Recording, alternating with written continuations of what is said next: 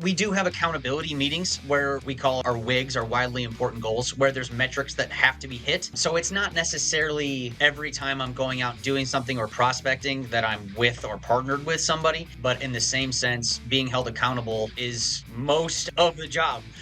Hi, I'm Noelle with Today's Brew, where top producing real estate agents share their tips and tricks on taking more listings, making more money, and having fun doing it.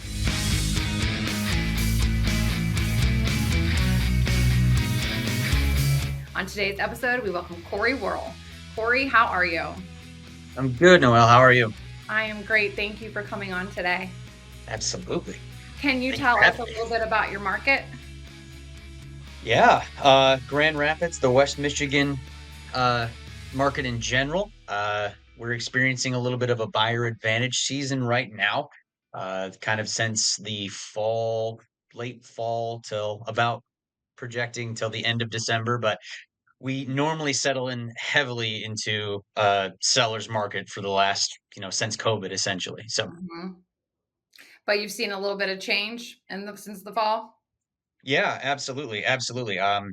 Especially, yeah, like I said, the last couple months has given me the opportunity to work with my younger buyers or buyers that are maybe looking for first-time homes, or even people looking into the middle to upper levels that are having more competition, in the past couple of years. Oh, It's yeah. giving us more flexibility to negotiate on prices, use our strategies to, get 3-2-1 buy downs or 2-1 buy downs, and even asking price off and seller's concessions. So it's been very fruitful for the buyers over the last couple months. Absolutely, because going up against anywhere between 10 and 20 other offers Yeah. is not Yeah. easy for a young buyer. It's not easy for any buyer, but especially a young buyer and a new buyer, like you said. Most people hmm can't come to the table with those kinds of things. Well, tell us a little bit about yourself. When you Sure. got into the business. I've been in the business now for just over a year, just celebrated a year about a month ago. I came from a service industry background, spent 15 years in restaurant work, training, coordination, lower management, bartending. I mean, everything under the sun when it came to a restaurant. I started with BP Realty back in October of last year when I uh, got my first listing in December, actually almost exactly a year ago to the day. First scheduled buyer pending almost exactly a year ago today. Um, yeah, and it's been a lot of growth, a lot of learning. Really getting to understand the market is the big thing, and ever changing. Absolutely, absolutely, but you do have an advantage coming from restaurant. I was in restaurant for 25 years. Did it all, like you said. hmm I still get asked to do some side parties and things like that, and it's a great opportunity to network, so I usually don't turn them down. hmm But it gives, people that come from restaurant, we definitely have conversation skills. Then we just need to learn market skills, like you said, because it is definitely a change from what we were doing. Yes, a lot of positives come from the restaurant work. People skills, like you said, interpersonal skills. Management, maybe working under pressure, we'll say over the last couple of years, you learned a little bit better. Um, Things you can grow on, that people pleaser attitude can sometimes be a hindrance if you let it lead you too much. But it was definitely a benefit for me to have those Mhm. abilities to create connections for sure. So would you say, when you say people pleaser, would you say that you're an amiable? I'm trying not to be as much of a how can I help? What can I do? And be more of a professional because oftentimes when you're leading yourself and or letting yourself be that people pleaser, it doesn't benefit anybody, Mhm. including yourself and the clients. So putting yourself in check a lot is something that I'm working with daily still. Mhm. Absolutely. Okay, so 1 year in the business, Yep. how many transactions did you do your first year? I was on 16 and then one off market. So yeah, so for the full calendar year, 16. So that's pretty freaking amazing. Thank you. The Thank average you. agent is not doing that ever. Uh, Yes. Yes. so you put a lot of work in, and let's, for agents that are watching this that are new in the business, let's kind of talk about your day-to-day activities, Sure. to maybe teach them what they should be doing. So my day starts um pretty usual. I get my kids to school and then right away at 8:30. This is something that I'm now more recently trying to introduce is the 10-10-5 I'm sorry. See, I'm still new at it. 10-5-5 social media campaign because it's such an impact, really trying to set a schedule of making sure you're doing things on a consistent basis at a consistent time um, because consistency is king. Making sure that you have a perfect calendar set up where you can have a schedule and stick to it. So your mornings are calling, reaching out, checking on FISBOs, for sale by owners, Mhm. expireds, assuring your clients, making sure your listings are done properly and up to date. Um, those are really important to make sure that I like to do kind of first fruits, do those Mhm. early in the morning so that when I'm setting appointments and calendars that my afternoons are a little bit more free around the lunchtime or slightly after lunch so that that time is spent lead converting Okay. and mornings are spent lead generating. Okay. Okay. So when you're getting on the phone doing your lead generation, who are you calling? Well, the first year in the business, obviously I have a pretty large sphere of influence that I needed to reach out to first. Mhm.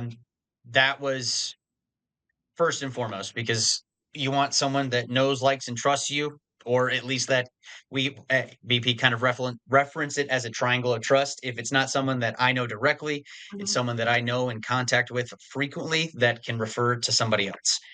Um, After that, after my sphere of influences are kind of taken care of, or at least started lining up over the months, it was reaching out through circle prospecting. Mhm. I'm a big fan, a big proponent, especially in the summer, of going out to neighborhoods that have, say, a home for sale. Uh-huh. It's a neighborhood near me.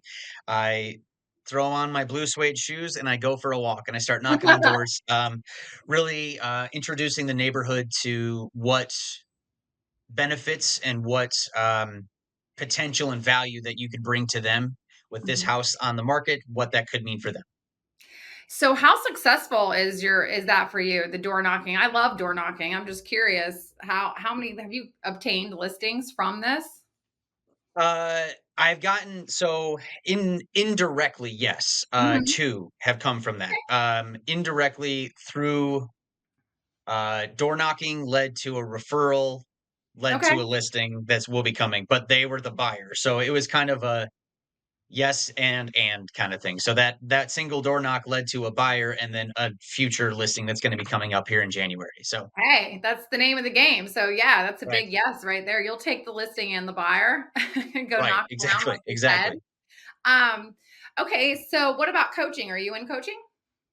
Yes, we have the obviously my broker Howie Boovy is Mhm. part of the ICC Eisenhower coaching prospect. So we get kind of direct coaching from Howie and then indirect or coaching from Brian Mhm. Eisenhower and recently been transitioning into getting more direct coaching from the both. So weekly coaching um from Howie and then potentially indirectly shortly here coming. Yeah, but that's incredible because think about all the newer agents that go into a firm that don't have that for them. They go in and their broker kind of tells them, what they can and can't do but you're not getting the assistance that you need for prospecting and the experience. I mean, you're very lucky. A lot of people have to go out and spend a lot of money per month to get this advice. Yeah. Yeah, if anything from this sticks out to those watching, it would be find you a place that not only just says, "Here's how to write a purchase agreement, here's how to write, a document or a seller's disclosure," but here is how we do things and here's how we go find those leads and teaches you along the way so that you can be masterful in your presentations, you can be masterful in the way you approach your business, so at the end of the day that you can work less hours and make more money. I mean, that's the goal for everybody, right? Yes, yes, it is. Right. That's why we like the listing side of things, right? Try to find that and Yes. not be working nights and weekends every single day like we did for 20 plus years in restaurant. Oh, I can tell you that's been the flexibility of schedule is fantastic. It can be dangerous, but it's fantastic. It can be But not dangerous. having to work every weekend is a real plus. Real Mhm. plus. So you kind of touched a little bit without flat out talking about scripts. You did say being masterful in your presentation. So this to me would involve scripts and Yes. internalizing them. How do you do this? Do you have role play partners? Is this in your schedule? Yes. Weekly role play is important, and you before you can my broker has said this to us before, and he kind of brings it up every time we have our weekly success meetings. You can either screw up on the phone with a potential client that could cost you thousands of dollars, or you can screw up in front of your coworker and you can discuss how you can be better. So, personally, being masterful at them for me took a lot of um, getting my phrasing down, making sure that I'm speaking in a professional tone and a cadence. Uh, But you can do that on the phone. I mean, I'm sure you run into it. You can spend 15 Yeah. seconds on a phone call and potentially make $5,000 or, even more. Or Mhm. you can screw that up in front of your coworker and they can say, "Well, listen, I noticed this." So role Uh-huh. playing, yeah, it's a big, big part of it. Absolutely. 100%. So I have a question for you with prospecting and your role playing. Are you Please. doing any group prospecting? Do you and your I know that you're not on a team, but your other agents in Yeah. the office, do you all do a group prospecting to hold each other accountable or are you pretty good on your own? So that's we do have accountability meetings, Mhm. where we call our WIGs, our widely important goals, where there's metrics that have to be hit. So it's not necessarily every time I'm going out doing something or prospecting that I'm with or partnered with somebody, Mhm. but in the same sense, being held accountable is, you know, most of Helpful? of the job, right? I mean, Helpful? yeah, it's very helpful, very, very helpful. So, kind of. Mhm. Yeah, well, that's what we really want, right? Right.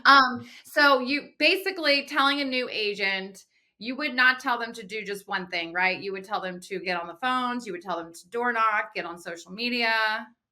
Yeah, I mean, realistically, you're gonna find what you're good at by trying everything. I'm Yeah, still discovering what I'm best suited for and the strongest in. And that can be changing all the time with the market, with technology, with, you know, the neighborhood around you. I mean, it's important that you find what you're good at and then you do it consistently.